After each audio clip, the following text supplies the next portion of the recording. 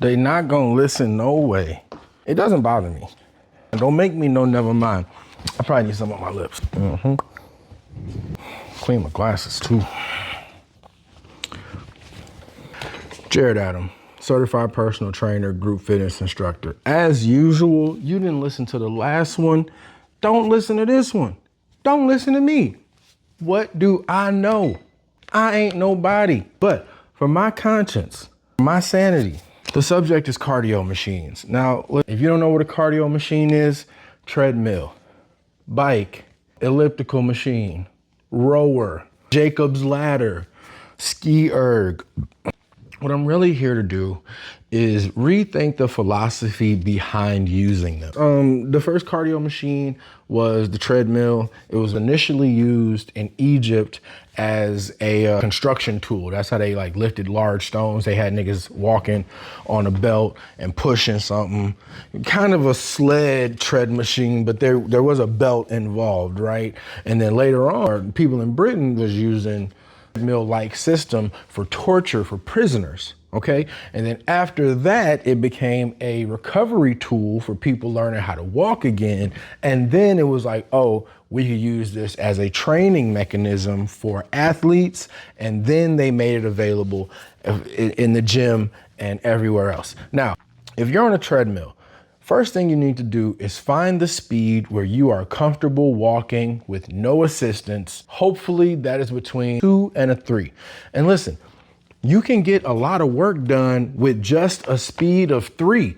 My philosophy personally is incline over speed, okay? If you can start putting 5-inch incline, 8-inch incline on your 3 speed and not holding on, that would be way more beneficial doing that weird mummy walk on the treadmill. Don't do that. The biggest villain a cardio machine world is the bike, especially that bike where you can like sit back like this and you just move your legs.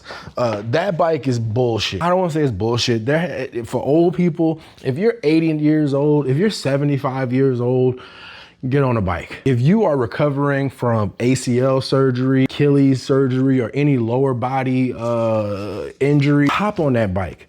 But you have to ride a bike so long or so aggressively to get any kind of impact that you might as well do something else, okay? The most famous triathlon in the world is the Ironman.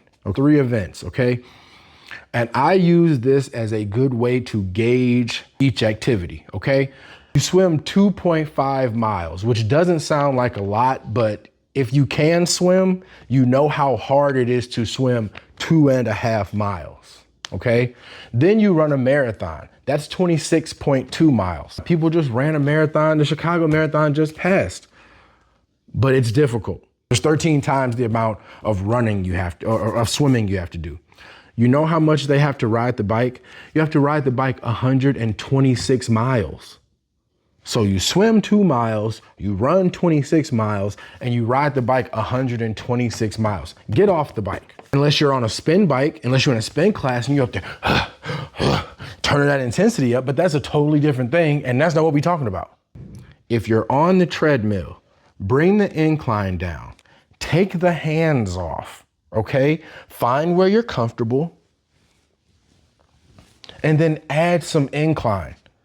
That would be way more beneficial than holding on, okay? And if you want me to rank cardio machines, that's a different video. And if you like and comment and ask for it, I'll do it. But you know, y'all don't listen to me anyway, and I don't want you to. But the subject today was cardio machines. Do with it what you want.